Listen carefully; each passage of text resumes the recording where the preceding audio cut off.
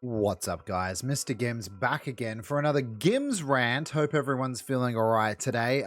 This is being recorded the 2 days after the PTB, so I've had some time to play around with the killer, play around with the survivor in my own time, and try to better understand everything that's come in with the newest Ringu chapter. The Ringu chapter.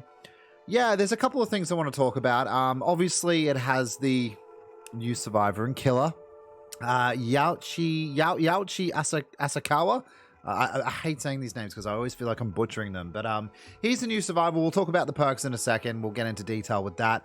And then for the killer, of course, we have, the Onryo, or the ring, whatever you want to call her, I guess. The aesthetics with this girl, straight up, just got to say. Absolutely incredible. She feels great. She runs great. Her power is interesting, and we'll get into that as well. But first, I want to address a big elephant in the room. Where is it? This. This was part of the patch notes that came in with the PTB, and I don't know how to say it. I don't know how to say it apart from just reading it as is. Fixed an issue that allowed players to play the game with stretched resolution to gain an unfair advantage. There you have it, guys. Behavior have declared stretch resolution finally as an unfair advantage. Thank you, guys. It took you guys 6 years to do this. Just listen to your community once in a while, honestly. Yeah, so stretched res is out finally. I had a watch of True Talent stream today while I was at work for a little bit, and he was testing the stretched res, and it just comes across as black borders. So it's completely fixed. Absolutely brilliant. You can use it now for better FPS, I guess. Because that's what some of them said.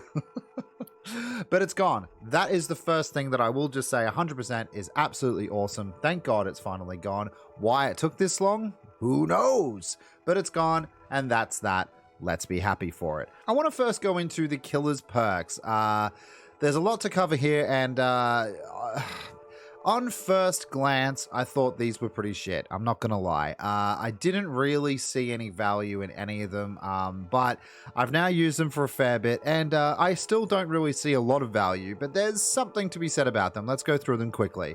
Scourge Hook, Floods of Rage. You know how Scourge Hooks works. At the start of the trial, when a survivor is unhooked from a Scourge Hook, all other survivors have their auras revealed for 7 seconds. So in a lot of ways, this is like a reverse barbecue and chili. It doesn't activate upon the hook, but after the hook, and it reveals them for 7 seconds at max tier. Yeah, I'd rather run barbecue and chili. Obviously, with barbecue, you run the risk of the fact that it may not pop all the time because they're close by or whatever. This, they really don't have a way out of it, you know what I mean? I mean, you have to find a Scourge Hook to make it activate, but it is really good knowledge, and it is convenient that it comes out with a killer with her sort of type of power, and we'll get into that as well. Killer perk number 2 is Call of Brine. After damaging a generator, this perk becomes active for 60 seconds. The generator regresses at 200% the normal regression speed, and its aura is revealed to you. Each time a survivor completes a good skill check on a generator affected by this perk, you receive a loud noise notification. This has got a little bit of tinkerer built into it, which is, it's pretty cool. This really goes well with Pop. I can't tell you. Pop with this perk is pretty damn strong. I'll 100% have to say. Yeah, it regresses at the I think it's a little bit faster than Ruin regression, isn't it? And then you got the Pop, which is like 25% of a gen as well. This can be quite devastating, especially in the 3-gen sort of part of the end game. So I think this is probably the strongest perk out of the 3, and I'm definitely going to try it more when it comes to live. Killer perk number 3. Final opinions. These are final opinions, guys. Merciless Storm. When a generator reaches 90% progress, survivors working at the generator will be faced with continuous skill checks, sort of like how those, what are they called in the Rift? Someone will correct me in the comments. You know those little games that you have to play. If they miss or stop repairing the generator, is blocked for 20 seconds. So basically, in the last 90% of the gen, they have to do that glyph. There you go. Glyph mini game where they basically have to keep getting those skill checks, and this perk's more for the survivor in my opinion. If you're at the top end, this is really not going to make any difference whatsoever. I don't think it is. I mean, I missed a few, to be fair, but yeah, overall pretty meh. I think Call to Brian's the best and has the most potential. Survivor perks, another boon, Dark Theory, increases their haste by 2% in the area of effect. It doesn't actually affect it outside, so I don't think this is too strong. A lot of people are saying this is super OP. Like, I think it's fine. Obviously, you know, when live comes out, further testing, obviously we're always testing. But in the PTB, when I know players were using it, and it does make a difference on Windows and stuff like that, obviously, you know, they can get out of it quickly. They can get out of that initial hit quickly. And these perks are very designed around the Onryo as well, I've noticed. Just because, yeah, she needs that map pressure and that map knowledge, and the survivors need to get away quickly. So it's kind of cool that they fit sort of what's going on in the game currently. Empathetic connection. Whenever another survivor is injured, they can see your aura within a range of 96 meters. That's interesting. It's just a healing perk. You know, it's kind of like a reverse empathy, I guess. They get a 10% speed on faster healing. Boon healing's better. I don't know why you wouldn't use boon healing, in my opinion. It's just me.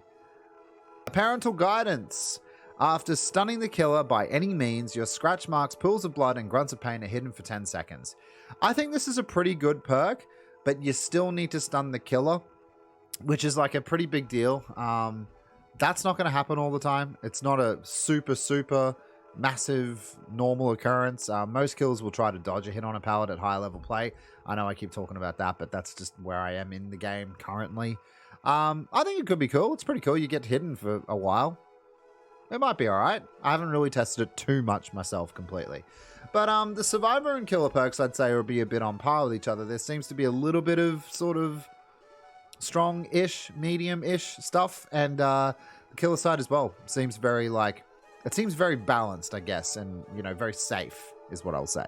When it comes to the Onryo herself, she has this ability called manifestation. So basically, you come into the trial, you are nearly invisible, pretty much.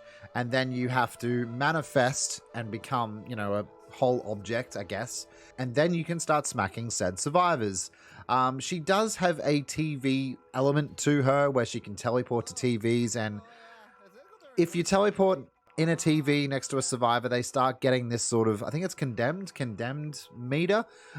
This whole idea of the condemned meter and you being instantly able to mori them, I think is just kind of, it's kind of at the back end. It reminds me sort of Pigs, trap, reverse bear trap. It doesn't happen all the time. It's not going to happen all the time. But when it happens, it's going to be satisfying, I guess. So that part of her power is extremely lackluster. But when you're trying to balance things around a mori, like an instant mori, it's pretty hard. Like, she can just kill people. Imagine, like, if she could just do that easily. It just wouldn't be very fun. Okay, well, let's do this, I guess.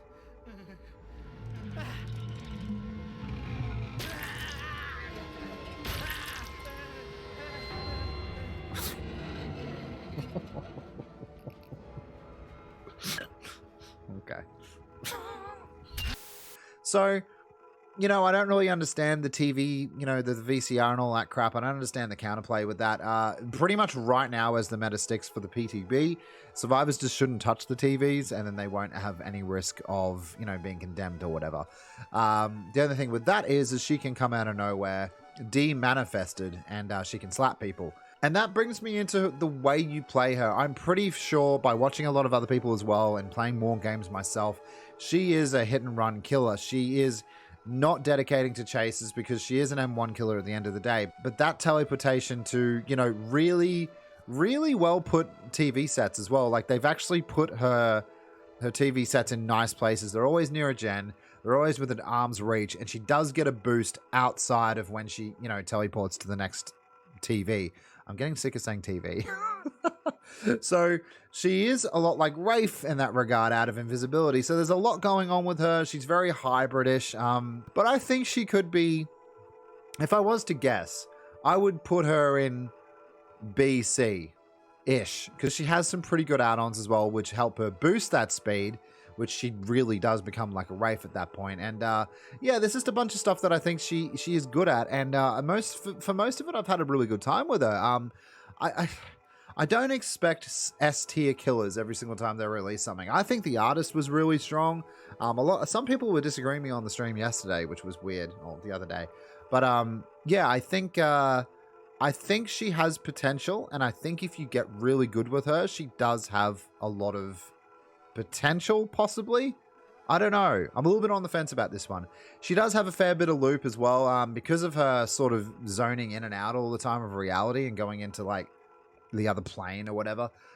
She can confuse survivors quite a lot, especially when you're just fresh coming out of a TV set. So, you know, I've gotten a lot of surprise hits with this girl, and a lot of people are saying you can easily see her and all that.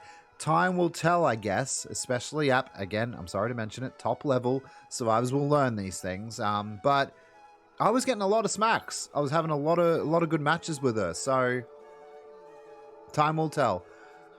Overall, guys, I know nothing about The Ring. I saw the first film when I was like 16 in cinemas. It was the American film as well. I haven't read the Ringu original book or the films, so I had no dog in this fight. I'm always happy to see other people hyped up about something that they're really happy about. That's actually a very unselfish thing about me that I've mentioned on streams and videos before. I want Alien and FNAF. That would be awesome, but I understand that you're not going to always get what you want. So for those people who are really happy to have Ringu in the game, great. More power to you. I'm happy you are. I'm happy to play her. She's fun, at least. So I'm going to keep playing her, and hopefully we'll see if she gets any tweaks on live release. She probably won't. But guys, the devs got rid of stretched res. We got to be happy about something. Jesus Christ. But anyway, guys, what do you think about the Ringu chapter? What would have you changed? What do you like? Let us know in the comments down below. And also do all those YouTube things. Like, share, and subscribe if you haven't. Over 70%. 70% of you aren't subscribed. What the hell? Because I've got a lot of new subscribers and my viewership's been going up, but the subscribers, the people who aren't subscribed is going up. It's really weird. Subscribe, guys. It's a little red button. Do it. Please. It helps. Also, consider following me over on Twitch, joining the Discord. All the links in the description below. And I hope you guys have an awesome night, awesome day, awesome week, and hope you enjoy the Ringu. All right, guys. See you in the next one.